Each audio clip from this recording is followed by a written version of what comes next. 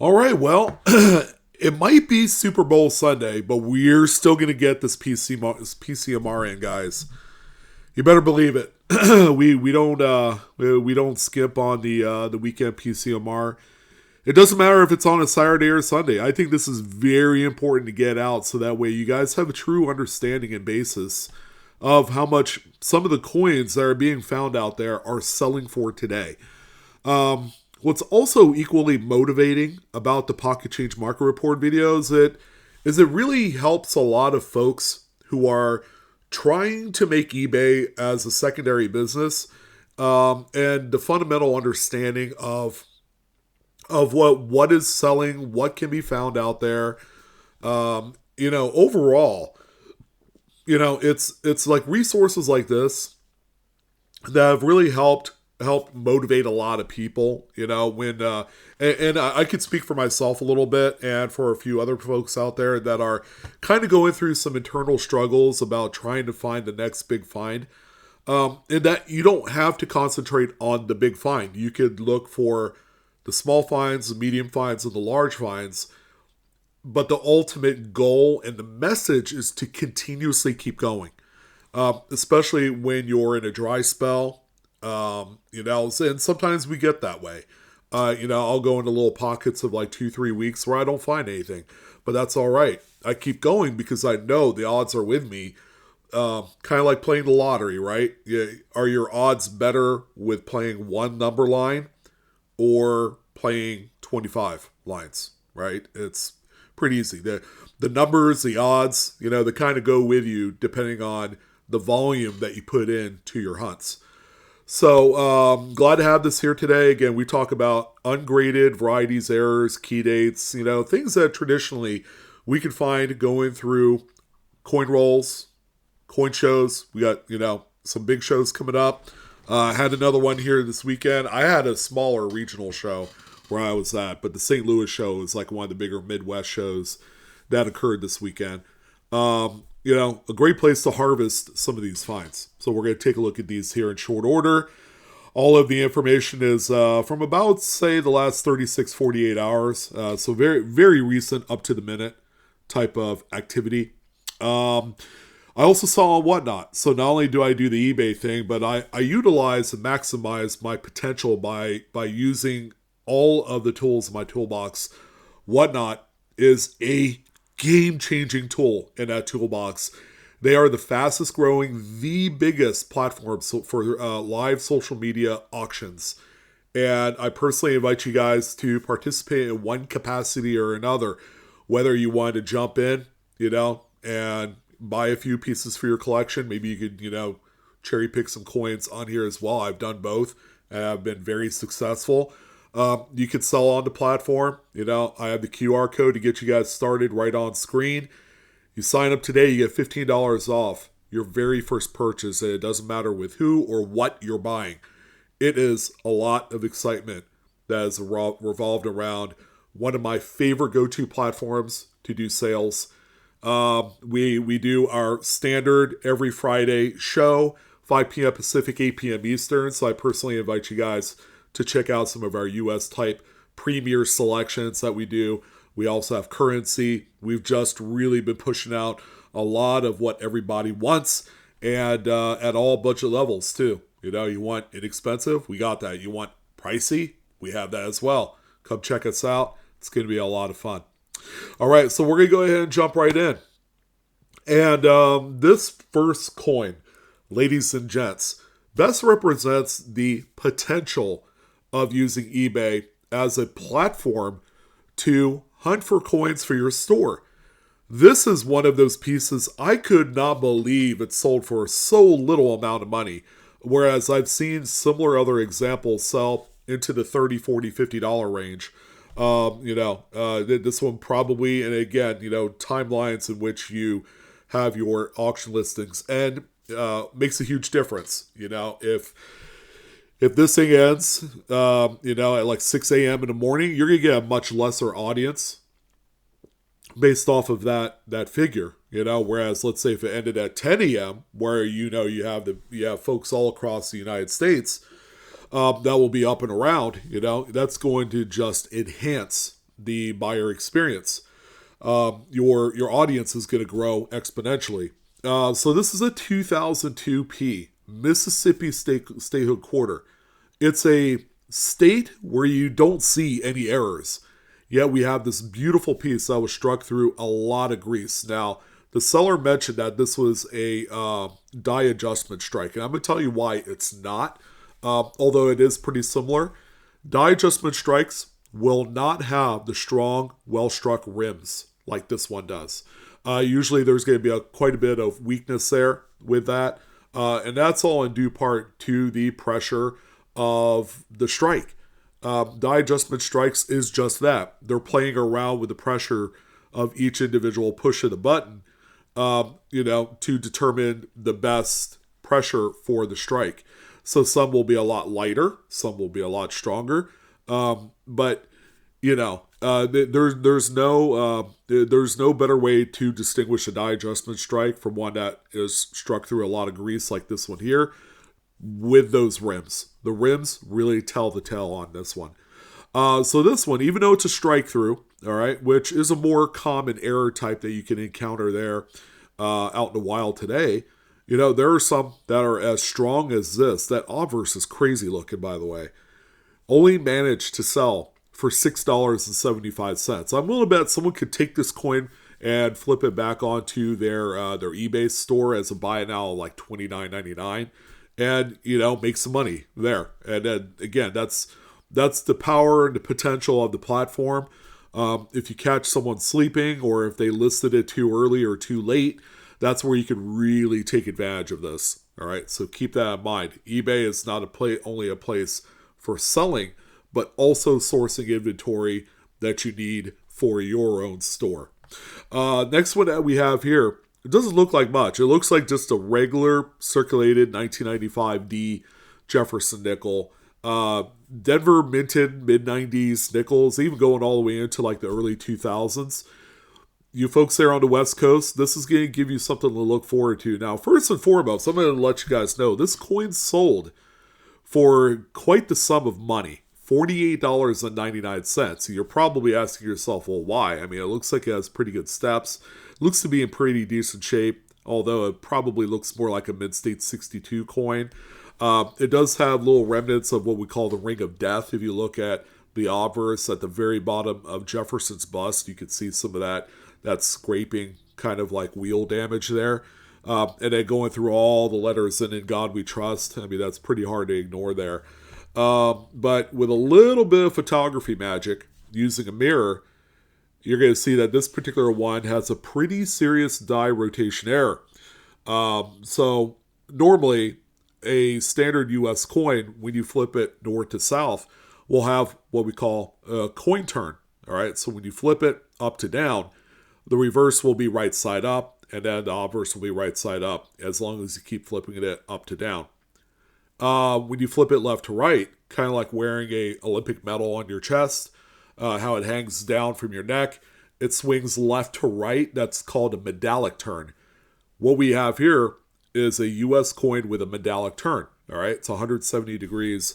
What looks to be maybe counterclockwise, or it could be clockwise. It's kind of hard to say because mirrors juxtapose backwards, As you can tell, Monticello, if you look at that underneath the building there on the reverse, is backwards. So kind of hard to say, but we do know, looking at these images, that we have a pretty serious die rotation error on this one, and that helps justify the value of $48.99. Again, you can find these. There's like a good 10-year kind of spread or gap where die rotations of this type occur, and they're almost always on Denver minted coins. We've seen some as late as like 2005, 2006. So these are out there. If you put into work to continuously rotate each coin, then that's where you're going to find these. But if you don't put in that work at all, you'll never find it. And I know it's like very cumbersome to do, but take the time to do it, and that next big reward will be heading your way. Pretty neat one here. Now, we don't talk a lot about coins like this because they just don't pop up out of like nowhere, right? It's an 1863 Civil War token. with what looks to be a partial collar error. You can see that at the very bottom there, where it looks like the coin is split in half and then kind of like offset from each other. But really simple. It's just that the collar had some malfunctioning issues. The collar is what keeps the coin in place during the strike. And with Civil War tokens, okay, you got to know that with Civil War tokens, this is actually, mid errors of that type are very common on Civil War tokens. All right, so if you think you're blown away because you found that big cut or, like a partial collar or an off-center strike, just keep in mind that, the processes of creating these pieces were very crude. Quality control was virtually non-existent, but this one ended up selling for $47 with 5 bids. Just by reason of virtue, Civil War tokens has a pretty big collecting base. So these sell very well and very consistently. Next one that we have here is a common mainstay in change hunts. It's a 2000 Lincoln Memorial cent with the wide AM reverse.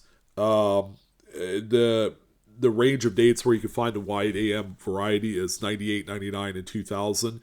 The 99 dated examples are the rarest. Therefore, they're worth a lot more money if you can find them. But the more common ones, if you folks are out on the East Coast, you should be finding these in droves because a lot of them were minted. You can see a pretty big serious gap between the A&M and America on the reverse. With the naked eye, it's very visible. All right. So this particular one is actually pretty good shape.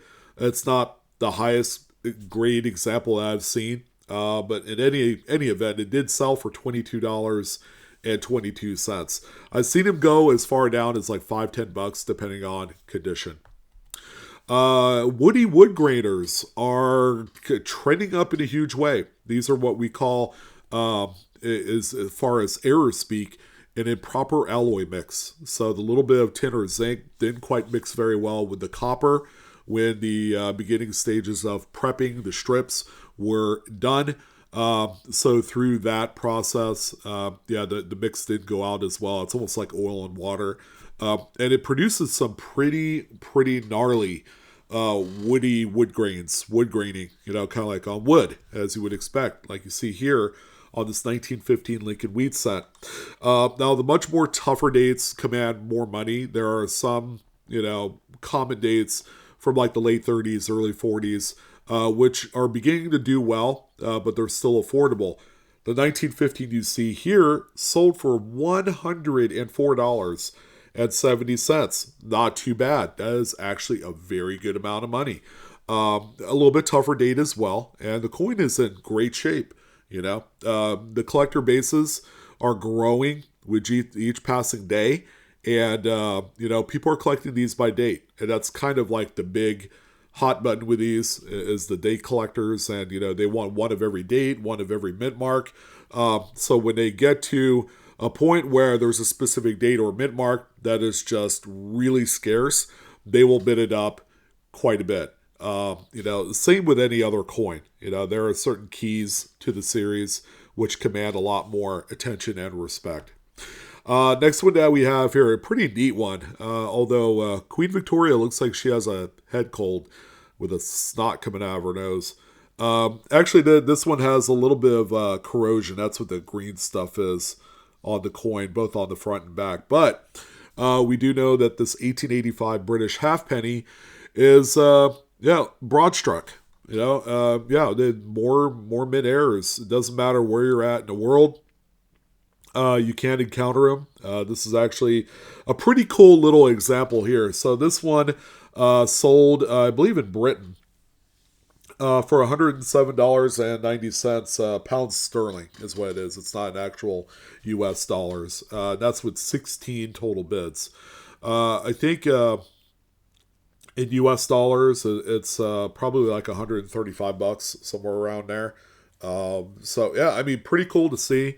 And this is like something that we don't traditionally see, and it makes sense that it's probably going to end up going into a British collection, and as well it should be. So you just never know what you're going to find out there. Even some world coins with errors and varieties, they have their day in the sun. and people will pay up for very scarce examples. Neat one here as well, 1983 P, Washington Quarter. This one is off-center by about 20%. Nice, good, solid, mid-state example. This one probably would look good in a date collection. Sold for $55.84. We have a little bit of paper money here today. How about this 1953 $5 silver certificate? Keeping in mind there was like a little burn mark right there on Lincoln's shirt, right on the portrait there. So it does have some condition issues, along with a few pinholes. I see one on the top left margin there next to the 5. Pinholes are very common, as these, as notes were stapled to invoices and on, cork boards and things like that at businesses. What we're going to find on this one, obviously, it looks like a normal note. And when we flip it over, there's some missing print there on the top right corner. So the seller called in obstruction print. So either that corner was folded over and printed, or there was something on top of it. Now, I do see what looks to be a hard fold right there on that edge. So I'm guessing that corner of the sheet did fold over and then the reverse is printed. This particular example sold for $94.85. Probably could have done more than that if not for the burn stain right there on the face of the note. Again, another neat one. It looks like an off-center coin, but, the reverse does not indicate that. 1980 Lincoln Memorial Cent with what we call a misaligned die strike. The obverse die had a little play to it. Therefore, when it struck this coin, it shifted a little bit, minted this piece. All the while, the reverse of the coin is like perfectly centered. That's how you know you have a misaligned die strike as opposed to one that is off-center. This one right here, ladies and gents, sold for $21.25. An exceptional piece yet again. Here's another Woody. This time on a very common date, so let's go ahead and explore this one. This time it's a 1941. Very strong, robust wood grain on the obverse. It's a little bit light on the reverse. Nothing too crazy. However, how about $19.95? That's what this one sold for. And it is, again, a more common date. It used to be, you could even sell these for $1 or $2, and then now they're commanding $15, $20, $25 for some of the most common of dates. I'd say if you got them, now might be the time to flip them, because there are collectors that are aggressively pursuing these as they put together their date sets. Another neat one here too, and I'm willing to bet that a good chunk of people ended up overlooking this one. It's so light and so passive that it's really hard to see unless you were if you had your eyes on correctly. 2001 Lincoln Memorial Cent. Believe it or not, this is a double struck in collar error. All right. Here's a couple close-ups. Like you can see some of the doubling of the words on the obverse. You can see actually the nice rotation of what looks to be the outline of Lincoln's head. But the best stuff is going to be on the reverse. You can actually see the first strike on there of the Lincoln Memorial. It's like almost 90 degrees rotated. It's crazy. And it matches what we see there on the obverse as well as far as the degree of rotation. So what a double struck in collar looks like on a copper coin compared to a copper plated zinc, they're they're polar opposites. On the zinken compositions, they are quite light. Again, it's something that a lot of people, I'm willing to bet, did pass this one by. But do not do that anymore. Take a close look at them. You never know what you're going to find. This one sold for $129.14. These are incredibly valuable coins, and they command such a healthy secondary market premium. Here's the 1955 Lincoln Wheat Cent with what looks to be a strike through there on the obverse. Could be like a piece of wood that was sitting on the face of the die at the time of the strike. This one here sold for $16. Again, nothing too terribly crazy, but it really does transform a coin that otherwise would have a value in today's market of about a nickel and turn it into $16. Again, you take the small sales with the big ones. And a kind of crazy one here. For a coin that has damage on the reverse and no readable date, this one sure did do really well here this last day or two. It's a dime that struck off center, 75%, somewhere around there. Still managed to sell for $43.95 with a total of 22 bids. Those are active bids, guys. That's like people putting in bids and they're like waiting until the waning moments of the end of this auction. And this is a very healthy price. Again, if we look back 2 years before the announcement that the Mint was going to be redesigning this coin for 2026, we wouldn't think any better. It'd probably be like a $10, $15 coin, especially with that pretty deep gouge on the reverse. This one really performed well.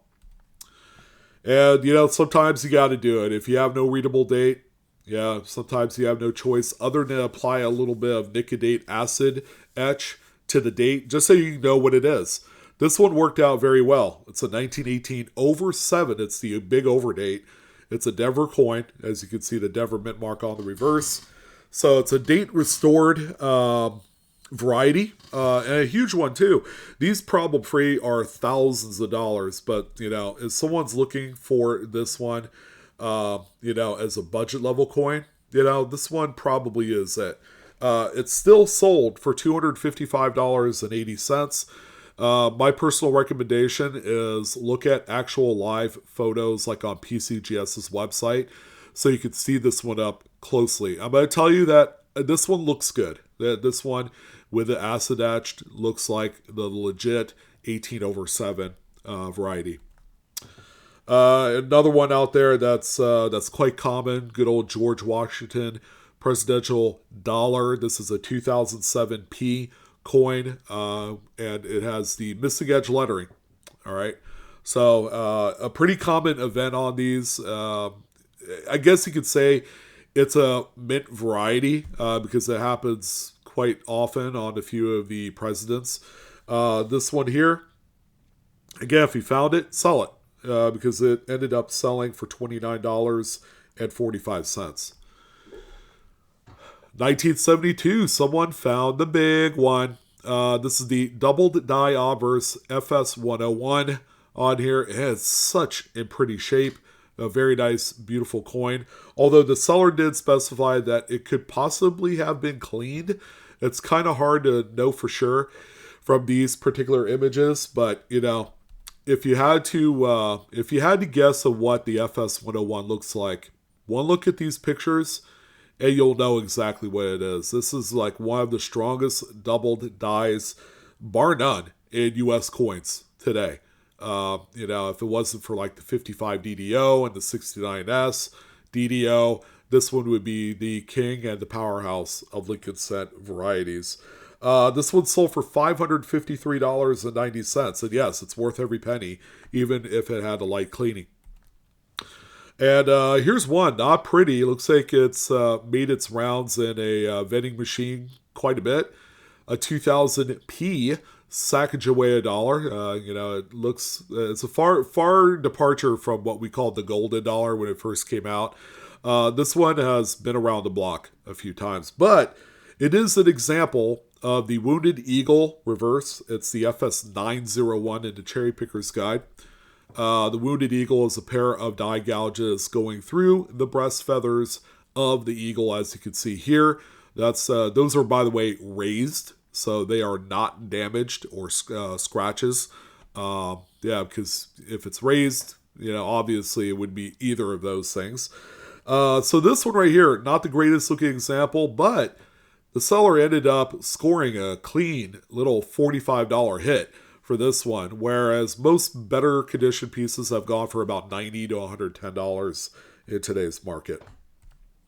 Our next piece of currency, this is a neat one here, 1977 $10 bill, the good old small head design, just timeless, very classic look. What do we got here on this one? I'm willing to bet it's on the reverse.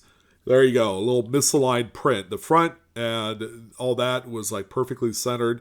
The back, way off center. And not to mention that you do see a slight margin or slight sliver of the next note on that sheet. This one sold for $104.98 with 10 bids collected on that.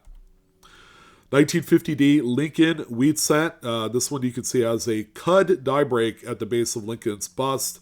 So just through regular wear and tear, a piece of the die had cracked and fallen off, thereby creating this beauty right here. And again, look at the coin. This thing had circulated for many years.